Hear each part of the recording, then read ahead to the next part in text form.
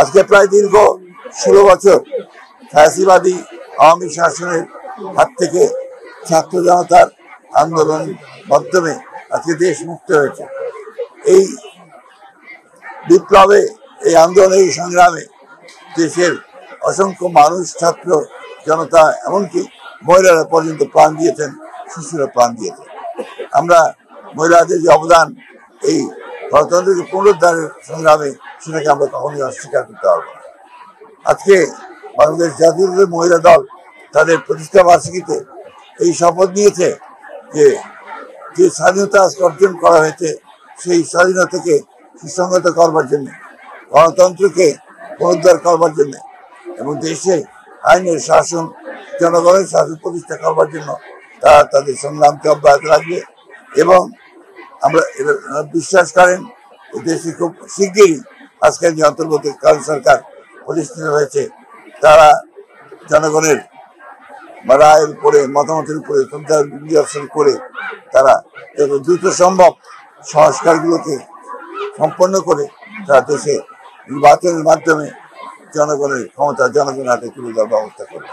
এটাই ছিল আজকের দিনে শপথ।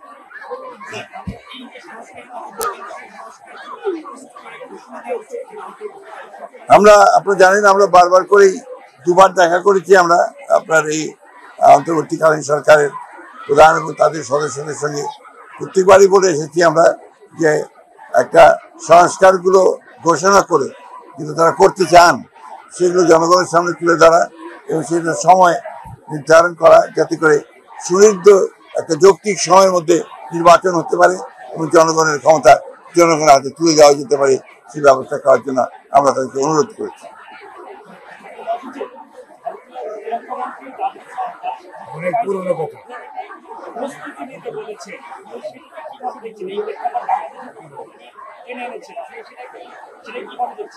আসলে ভারতবর্ষের যে আপনার পার্শ্ববর্তী দেশগুলোর সঙ্গে তাদের যে রাজনীতি এবং তাদের যে আচরণ, সেটা কোন প্রেক্ষিতে তারা কিভাবে করছেন সেটা তারা ভালো বোঝেন, সেটা বলেছেন।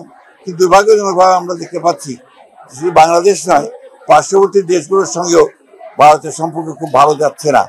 এটা অন্যতম প্রধান কারণ আমার কাছে যেটা মনে হয় যে ভারত সবসময় একটা প্রভুত্ব একটা রাজনীতি তারা এই দেশগুলোর সঙ্গে পার্শ্ববর্তী দেশগুলোর সঙ্গে করেছে, যেটা ভারতের জন্য শুভ বয়ে আনবে না, পার্শ্ববর্তী দেশগুলোর জন্য শুভ বয়ে আনবে।